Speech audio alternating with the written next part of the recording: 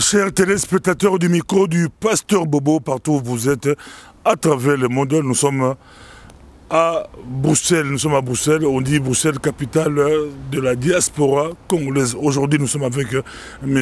Laurent Moutambaye. M. Laurent Moutambaye, élection communale belge oblige. Nous sommes avec lui, il est en pleine campagne, il bouge, il est au four et au moulin. On va essayer de parler avec lui. Bonjour, monsieur Laurent. Bonjour, Pasteur Bobo. Oui. Comment vous portez? Au rythme de la campagne.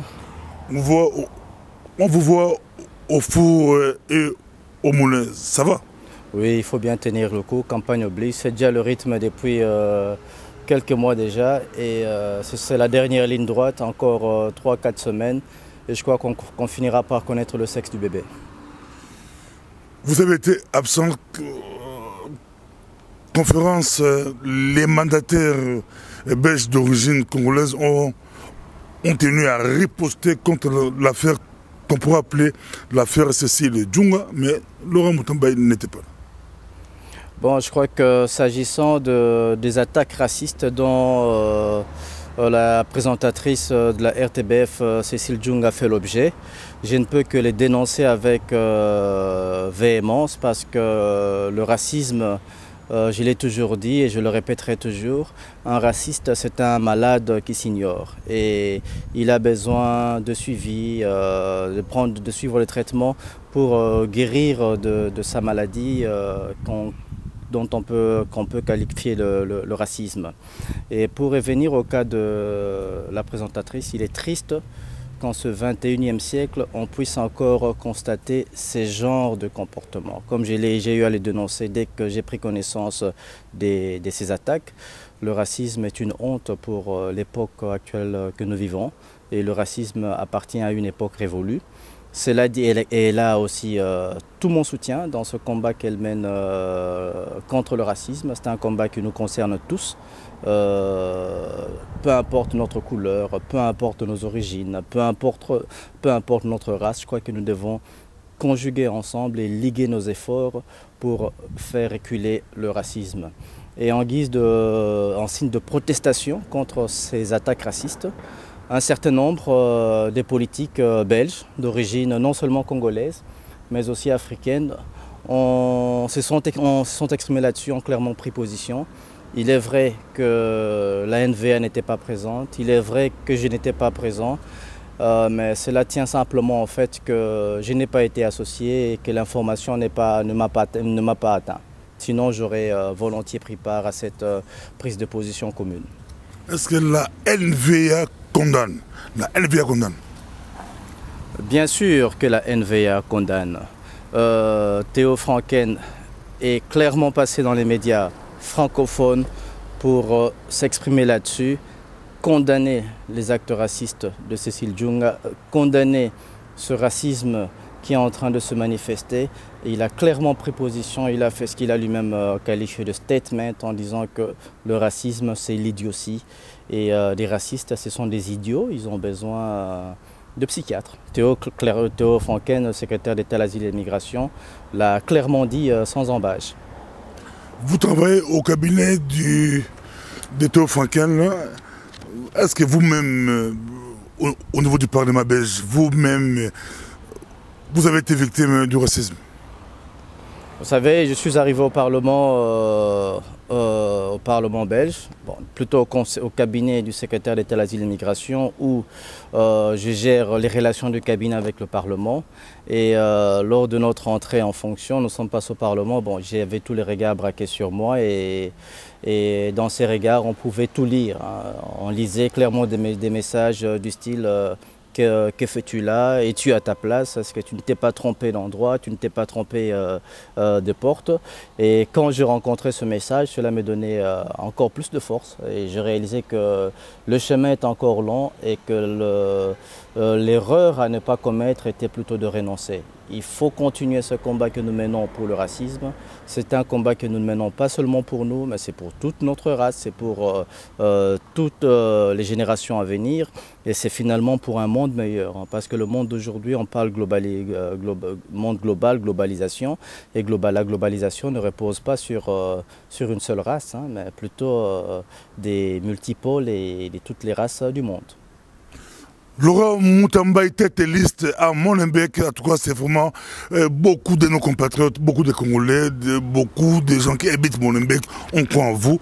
Mais votre programme, ça serait axé sur quoi à Molenbeek? Congolais, ou belges d'origine congolaise, Congolais, tête de liste, c'est aussi une réponse au racisme? On peut l'interpréter comme cela parce qu'on parle raciste, mais il faut aussi poser des actes clairs qui indiquent qu'on est contre le racisme et qu'on ne croit pas que les capacités d'une personne, d'un être humain, sont liées à sa race. Et l'élément clé de la NVA, c'est la NVA veut d'une société qui offre des opportunités, qui donne des chances, des opportunités à tout le monde. La NVA avait construit une société basée sur des droits et des obligations. Autant nous avons des droits en tant que citoyens de ce pays, autant nous devons avoir des obligations en tant que citoyens de ce pays.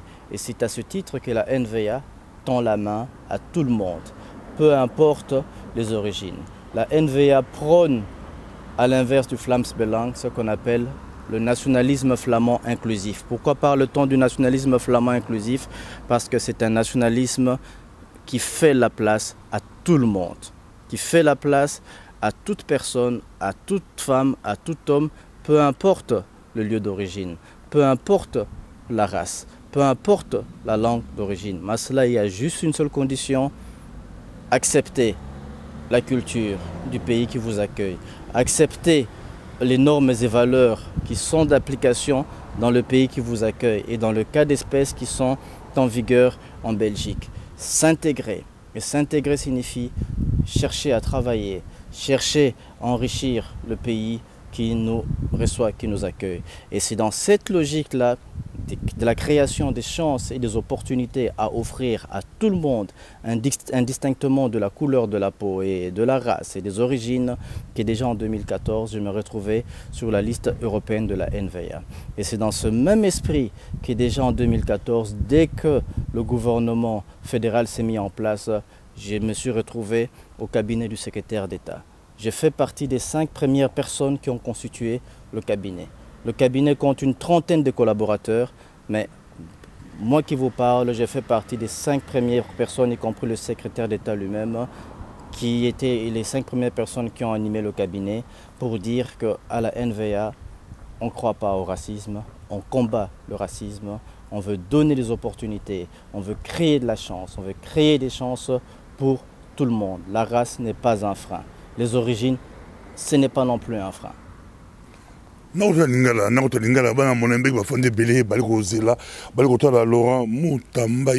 Moutambaye, tête de liste na Molenbeek. Donc nasi na ba Congolais, yozala soki mémoire récemment malamu, yozala mbali bosoto mona Congolais à tête de liste. Congolais tête de liste. Mais ils ont Laurent Moutambaye, Laurent Van Moutambaye. Laurent Van Moutambaye, Makamboyo. Laurent ou Moutambaye, mais comme Laurent Van Moutambaye. Et ça m'a dit Laurent Moutambaye. Mais pourquoi vous avez accès sur quoi? Pour demander Velictez in N. Welvaren Molenbeek. Beaucoup accès sur quoi? Marambo, pasteur Bobo Tikana Sekatama Mukeli Kamuya Laurent Van Moutambaye, on se dit que l'intégration en Zomataka étage. Et pas Moussuna Yogaote, NVA est une nouvelle valeur africaine. C'est-à-dire que les solos en NVA, ils ont Kokoba, c'est Kokoba, et pas africain. Pas Zipa qui est africain, Belé Miso, Bokende Kunate, ils ont Sikamabe, ils ont Liboulou. Mais bateau bazaki ozipa ba africain miso bazaki obangande bazaki obangelo ko moko seke ba africain baya ko découvrir biloko malamu eza makamo malamu eza na NVA ba projet malamu NVA za nango pona bato bazako vivre na Belgique pona bato nyonso pona ba flamand pona bruxellois pour le bilinguisme na Bruxelles. Pour la raison on a l'isolo ya Molenbeek, axe prioritaire ya politique na biso toza ko envisager comme mener na commune ya Molenbeek et ça prioritairement on a priorité des priorités et la sécurité. Pour une sécurité la priorité des priorités avant na bando ko expliquer ngo ko limbola ngo na ko préciser loko moko NVA est absent na politique locale à NVA. Il y a Molenbeek pardon. Toza présent na commune comme Molenbeek, toza présent na conseil communal, toza présent na exécutif local et ambition ya NVA siko eza ko mata na conseil communal ya Molenbeek, ko mata na exécutif local ya Molenbeek pour na ko peser sur politique oyo et ko salema na Molenbeek. Et tant que tu peser sur politique et que ça les Molenbeek, vous avez la politique moko ko tenir compte na intérêt il y a habitants il y a Molenbeek en premier lieu. Intérêt on va retourner autour il y a sécurité. Tu es bisonyo ce qui sécurité zate et l'eau comme alonga et que ça les ma ezate. Na Molenbeek sécurité.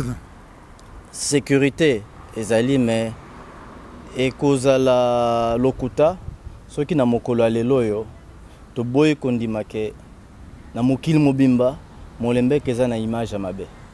Molenbeek okokende na États-Unis, okoma na États-Unis, ceux qui bayebi ko uti Molenbeek bachona no pembeni.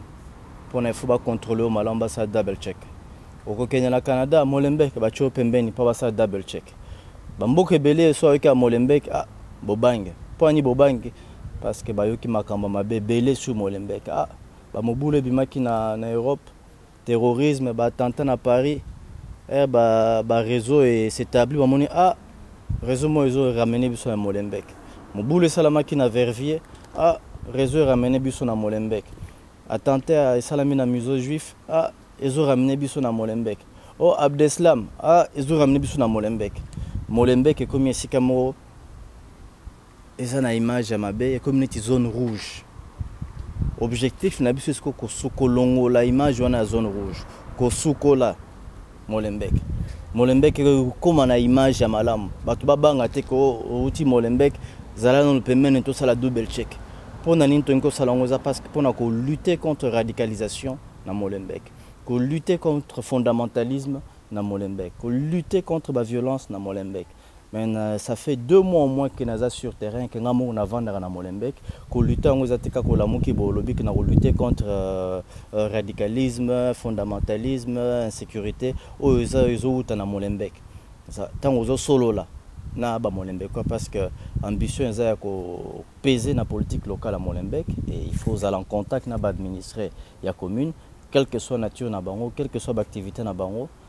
Nazo yoka nini ba mama mikolo bazo banga bazo ko se sentir en insécurité na Molenbeek pona bazo mona ba mouvement ya malamu te suspect okoso na ba ndeko na biso ya Maghreb ote biso toza malamu te tango nyonso muro azalaki awa bino bozo kanisa ki ba privilège na ba privilège mais azalaki pe bongo te tala toza ezaneti ba génération gâchée zebele okomona muto a 40 ans azaka ke pa baboti pona azepa baboti moya ke no sala libota na ezate musala ezate soko uti Molenbeek to vana na Molenbeek okozwa musala te ou bien chance okozwa musala eza muke soko zu musala te vivre ndenge nini donc oza na choix msusu te et choix mingi te zo pousser au basculer na activité malamu te donc eza ba témoignage belé na recueillir na ba témoignage nyonso na yo comprendre parce que zo na eza ba témoignage nyonso wana mutu zo kinde ezo ya ko provoquer insécurité auto yebaki wana auto vivaki wana pe to lingi lisusu te mangamba boye et se reproduire na Belgique ni ezala lié na Molenbeek et on to memi réponse na makambo wana et réponse na biso eza ko travailler na développement ya jeunesse ya Molenbeek ko travailler na épanouissement ya ba Molenbeekoise na ba Molenbeekois et ko travailler na épanouissement na bango ndenge nini ko banda ko créer les bango misala ko créer bango bien-être parce que to ya chômage eza makasi mingi na Molenbeek.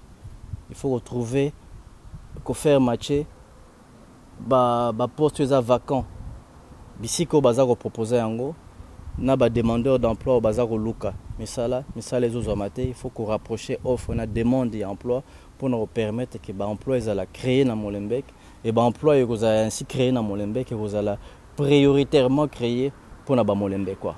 On les aspects sécurité mais aspect sécurité yango moko wana ils a ko comprendre ba voler belé sauter le mal en passe na carte sécurité aux hommes voler il y a emploi na carte sécurité aux hommes a vu voler à bien-être et à jeunesse qui dit bien-être à jeunesse aux hommes on a pas importance il sport il faut quoi accompagner ba jeunes et belé bazana Molenbeek bazana besoin encadrement soutien il y a autorité parce que na kutena ba jeune belé ozomona ke bazana ba demande makasi pour na ba terrain à foot ata ba infrastructure sportive ezali bazana besoin à lisungi pour na ba parvenir à exploiter ba infrastructure sportive wana sans écouter bango trop cher et mon isa une série à batterie à ba mesure to préparer pour na répondre na ba besoin à population à Molenbeek et tout ça convaincu que ceux qui ba besoin à la population na ils ont rencontré vous allez de moins en moins tenté par banzela ya mabe misala ya mabe parce que situation na bango précarité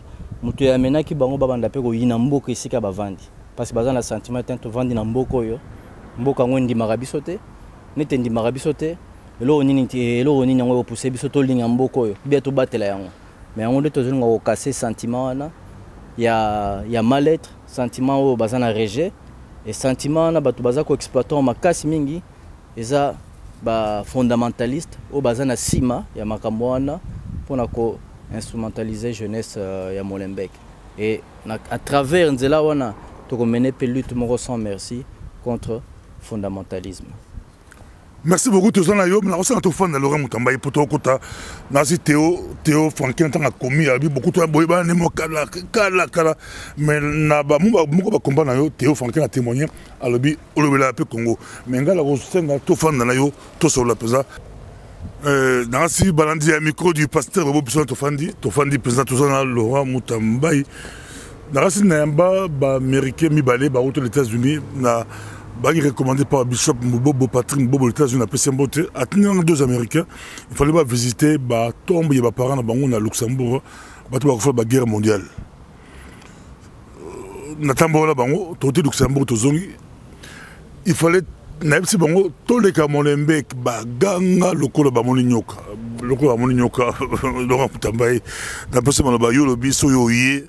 Au bon sa image ya Molenbeek moko ya bitumba NVA bosalango Laurent Mutamba mais ça ya solo anati parce que moni tango attentat et salami to réagir mbala moko na oyo to bengi batunyo subayebi eza plan canal au ministre ya intérieur Yann Yambon a pesa kineti réponse na ba attentat à ce qui na plan canal eza ya Molenbeek. Et puis à côté ici, système, il y a contrôle, il y a des passagers. Les passagers dans l'avion. Et système on a et permettre à Kokanga au moins 800 personnes qui recherchent des problèmes dans la justice, il y a beaucoup de choses. C'est-à-dire que les locaux de sécurité, tout ça parce que ceux qui sécurité, c'est l'union sur tout le monde. Priorité na biso number one, priorité de priorité, to priorité à liboso za sécurité na no evanda. Molenbeek na ba problèmes sociaux nyonso toza na Molenbeek, commune monene ya presque 100 000 habitants. Na to à pauvreté makasi.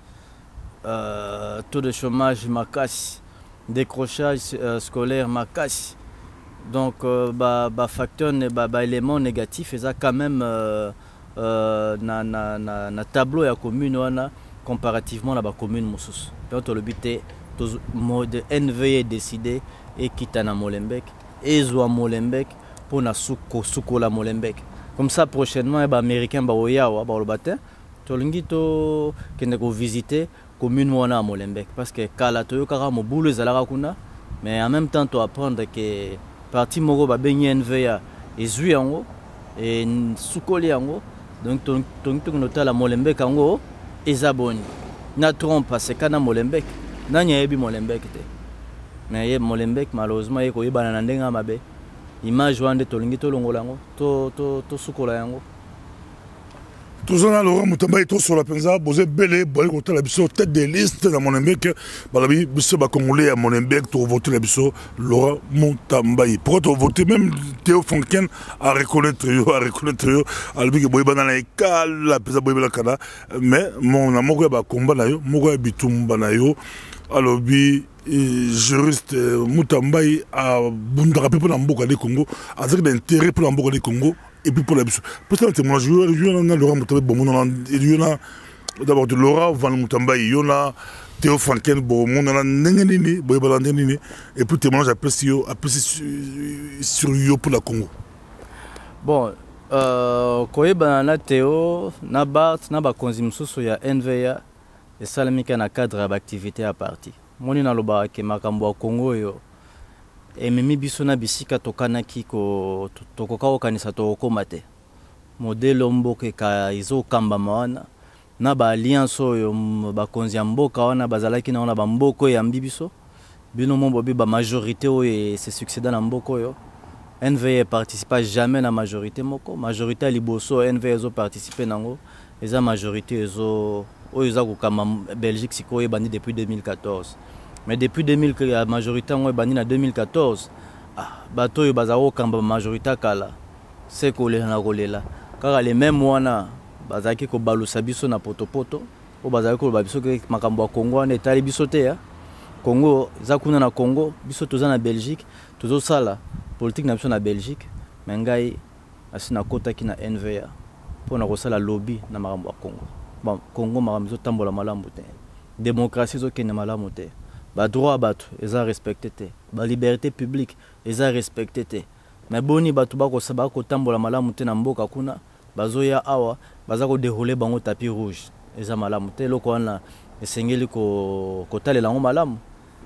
Na komaki na à partir à plaidoyer nanga na kota na vie active ya NVA.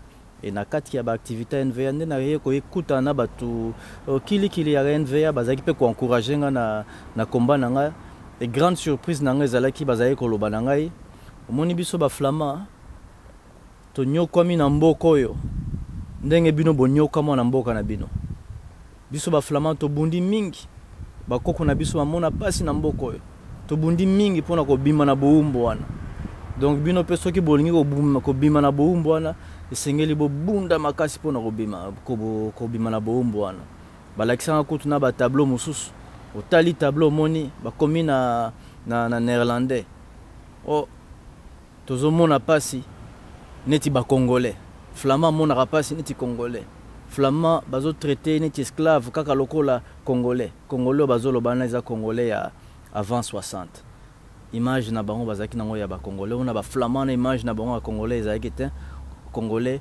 aza o babengaka compagnon de fortune compagnon bozo kabola na eso moko mais ebele na kati na biso eloko wana bayebi yango te yango wana esengeli kofungola miso esengeli kososola soko yebi te tuna soko tuni bakopesa yo eyano na eyano kozwa wana oya kofungola miso mpona bato mbilinga baza ebele bato mobulu baza ebele bazosala mpe makeyele mingi baza na ba radio bazoleka na ba radio bakilikili na ba réseaux sociaux eloko ya kolobo bango bamoneli eza kaka NVA bato mabe NVA balingaka bino te NVA baraciste NVA anti-immigré NVA boyeboye nyonso eza distraction mpona koaborder fonte na biso mpe toza bato déterminé na détermination nanga na kotaka na NVA na détermination nanga na ye ko se présenter na liste 2014 ya NVA na détermination na ndimi mpe défi ya Molenbeek nayebi eza pasi te na sina lobango na antenne naza moto ba défi mpe na bangaka ko échouer te échec nde mutu epesaka moto makasi échec nde mutu eteyaka biso échec nde mutu ematisaka biso donc force nanga yango wana kobunda mpona badroit na biso mpona badroit ya baflamand en tant que flamand esika nyonso nakoki koyokisa mongongo ya congolais oyo eyokanaka te namakaka jamais kosala ngo ezala na parlement fédéral ezala na parlement flamand ezala na parlement européen naza na besoin ya gangate musala ezako salama yangwana pe ezako monana musala ezako salama to justement to que ko sala to sala yo mazu baba misatu ya Molembe ki bayisinga papa bobo tourner la biso Laurent Mutambai tourner la biso ye penza po biso to décider to voter ye to voter ye maintenant la posa to ye ba to za bana Molembe to voter Laurent Oval Mutambai to voter Laurent Mutambai azal numéro 1 na liste ba sepeli mais babi tourner la biso ye ay biso penza ay biso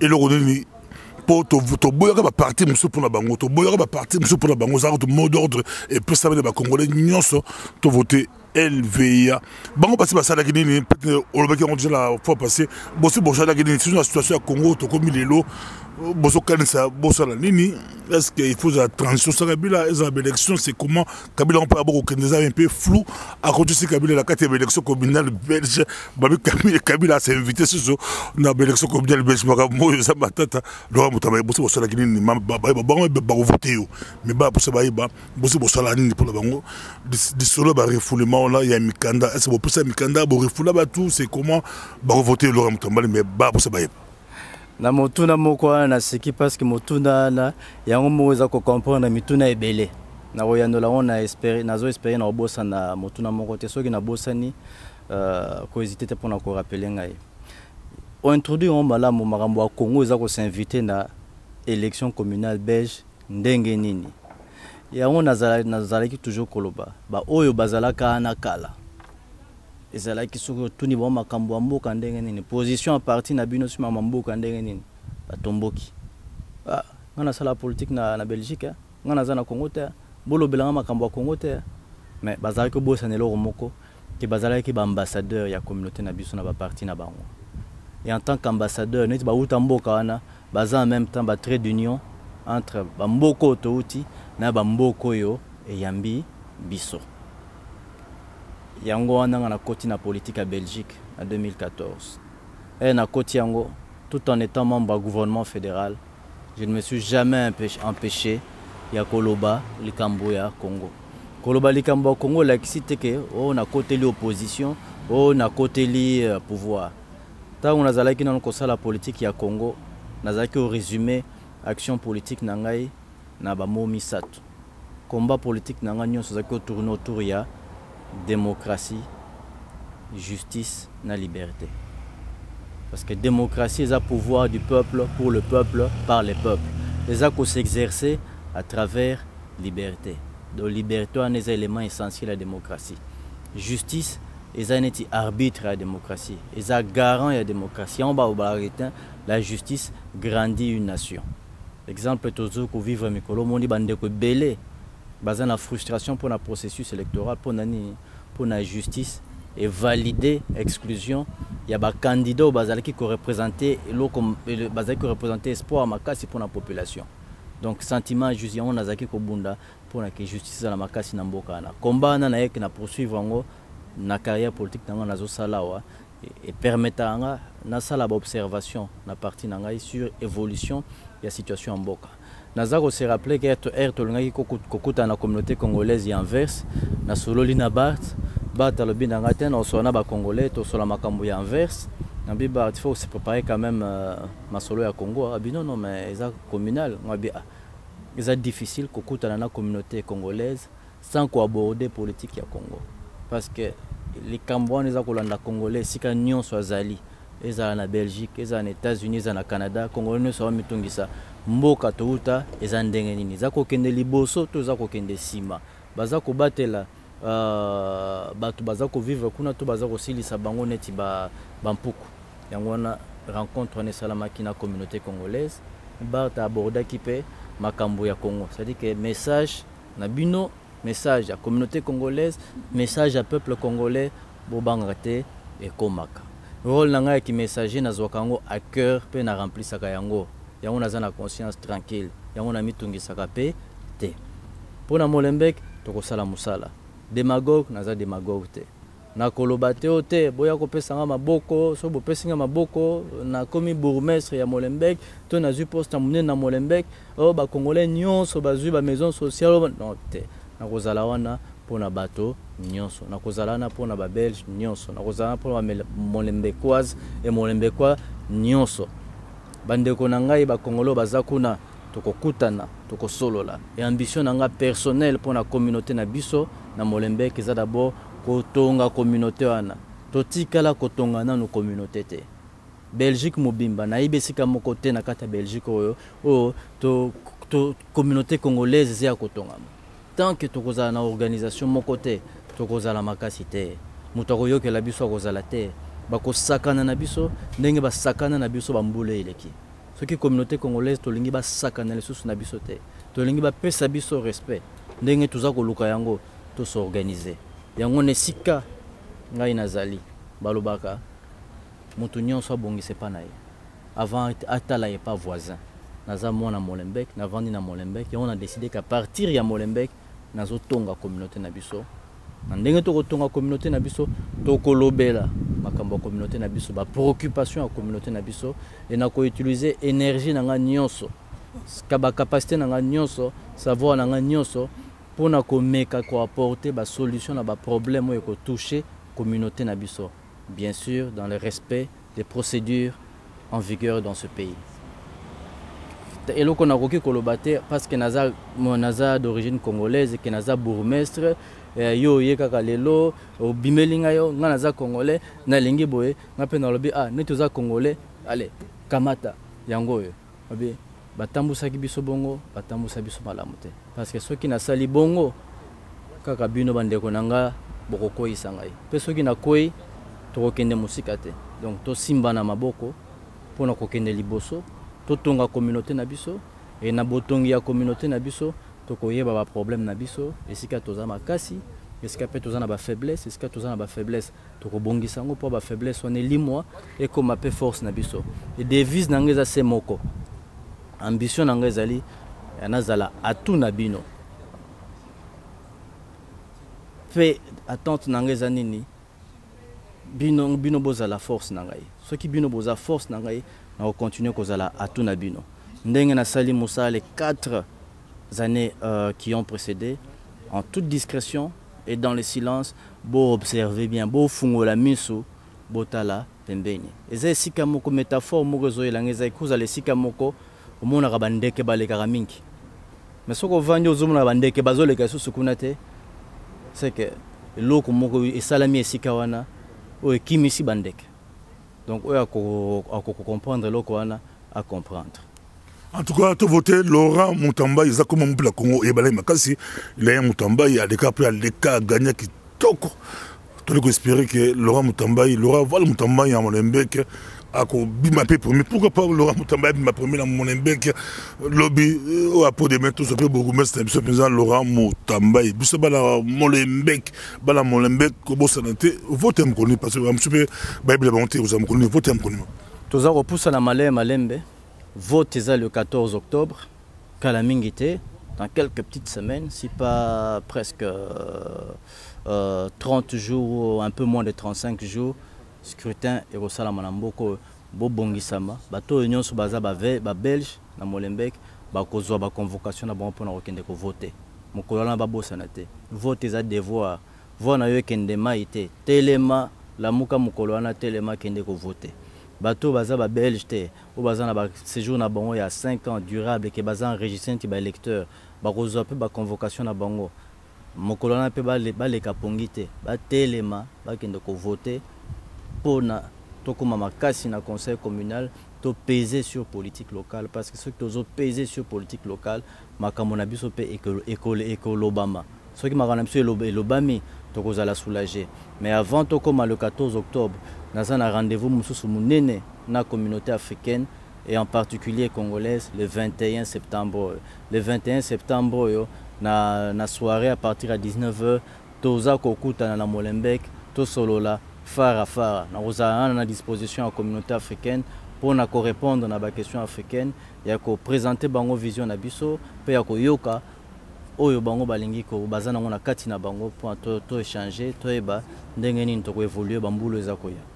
bala Molenbeek Laurent Mutamba yewana ba église ya Molenbeek Laurent Mutamba yewana aza mwana o penza kenda ba église apriya kana yi apriya to témoigner apriya ka yatego ya ka église teko comme le temps campagne non moni le église yo moni l'église za ndero campagne apriya kana yi ami pesaka na makambo nzambe Laurent Mutamba ya ba casquette belé yewana to voter na ba café la biso na ba line ba place tout balbi to voter Laurent Mutamba mais Laurent Mutamba to sawa na français au solo bakiango soki luka kwa chebi ba sepela ka rusakana te ba sepela rusakana te soki Laurent Mutamba ya mati ya la parlement asa na cabinet ya ministre Laurent Mutamba tout monde batu moko bza batu moko bazara moi ba mindele mindando ba bikala te ba dinga pe biso bi mingte affaire Cécile Djunga ou affaire Cécile Djunga les autres moi pas si yo soutenir yé to pese maloba loba tel loba mango sur Cécile Djunga au lobini tout le monde Théo Franquin a bêté le bio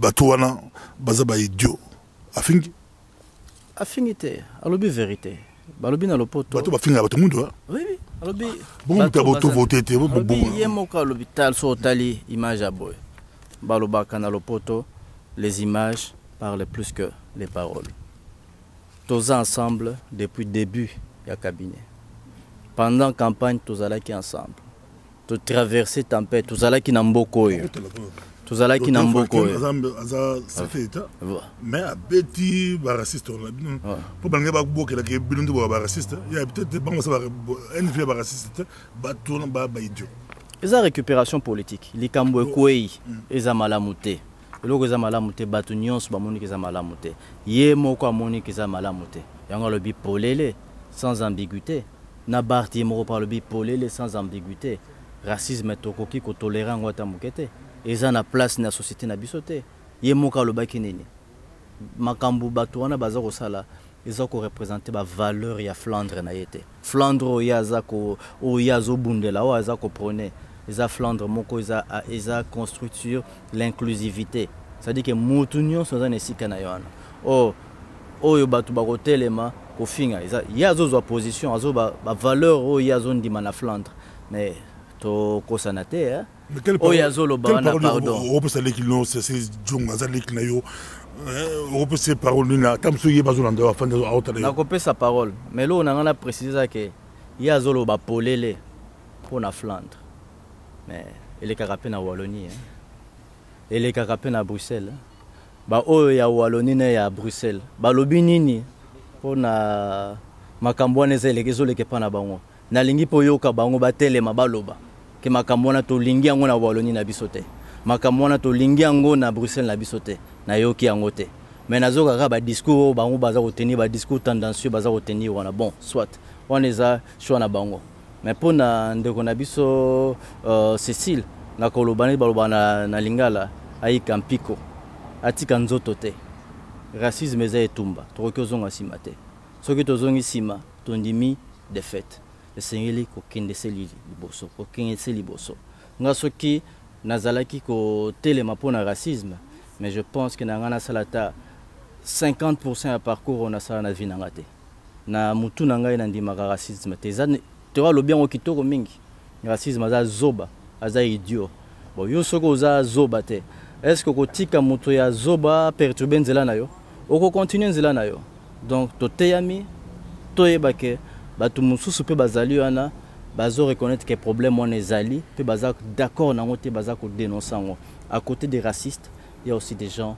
qui nous aiment qui comprennent nos difficultés et qui nous soutiennent et qui nous épaulent et loro mingi pe bato baye barate tango législature et bandi ngamo nazaki pe victime ya ba acte similaire mais paradoxalement pas seulement de la part ya ba mindele bamindele ba finga kingai ezalaki bamindele ya Wallonie ezalaki bamindele ya francophone ba onde ba finga kingai nègre de service on est racisme te ko benga motu nègre de service ezanini mais nayokaki bato batelemelaki yango te esengelaki pe ko telemelango esengelaki bandeko nanga il fallait eau de innocence esengelaki bandeko esengelaki bandeko nanga et ba finga yango polele ceci la dénonçant parce que à recevoir message wana inbox mais yanga ezofinga mapolele bato baza komona bato bamonaki on amonaki mais na moment wana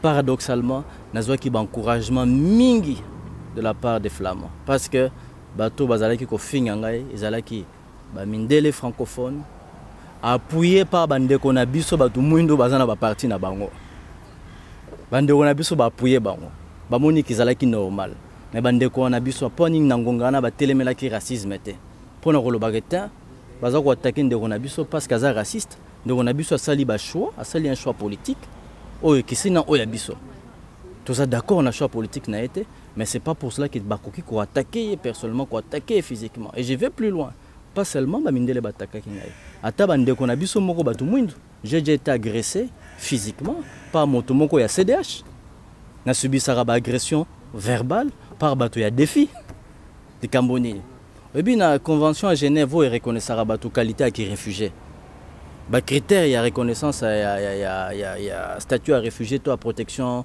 internationale ezalaranine moto azoki mamboka nae pour la guerre moto aza ko subir to azobanga ko subir ba persécution pour la religion nae pour la poso nae pour la foi nae ata pour la conviction politique nae pour la religion opinion nae ngana ba conviction politique nanga etininga na NVA mais tala sikoyo attitude ya bandeko tala attitude ya bandeko moto na kena NVA tete moto na komi infréquentable eza forme ya racisme eza mabe bandeko to tika yango to combattre yango to lingi soki to lingi to zala cohérent na combat ya racisme wana to tika yango to combattre racisme ya mindele mais to combattre pe oyo tozo sala na biso parce que ngana subisaka pe exclusion de la part ya ba propre ndeko na ngai à cause ya ba conviction politique na ngai.